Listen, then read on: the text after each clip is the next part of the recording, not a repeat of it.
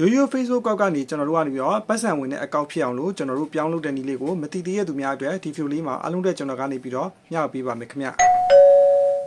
ပထမဆုံးကိုယ့်ရဲ့ Facebook အောက်မှာရှိနေတဲ့ဆက်ကလေး30ကိုနှိပ်လိုက်ပါနှိပ်ပြီးပြီဆိုလို့ရှိရင်နောက်အဆင့်ကိုရောက်ပြီဆိုလို့ရှိရင်ကျွန်တော်တို့က turn on professional mode ဆိုတာရှိအားလေးတစ်ချက်နှိပ်ပေးပါ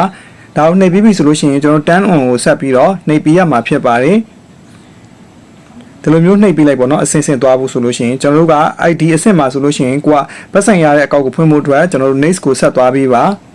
ပြီးလို့ရှိရင် next ကိုဆက်သွားပေးပါ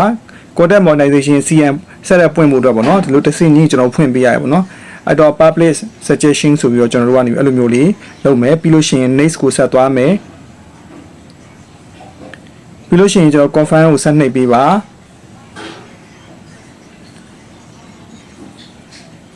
ပြီးလို့ရှိရင် next ကိုဆက်နှိပ်ပါ next ကိုပဲဆက်ပြီးတော့နှိပ်ပေးပါပြီးလို့ရှိရင်ကျွန်တော်ဒီနားလေးမှာ skip နဲ့ကျွန်တော်တို့ကြော်သွားပြီးပေါ့နော် skip နဲ့ကြော်သွားလိုက်ပြီးလို့ရှိရင် go to professional dashboard ကိုကျွန်တော်ဆက်ပြီးတော့နှိပ်ပေးလိုက်ပါပြီးရင်နောက်ဆုံးအဆင့်မှာကျွန်တော်တို့က DO anytime ကိုနှိပ်လိုက်ပေါ့နော်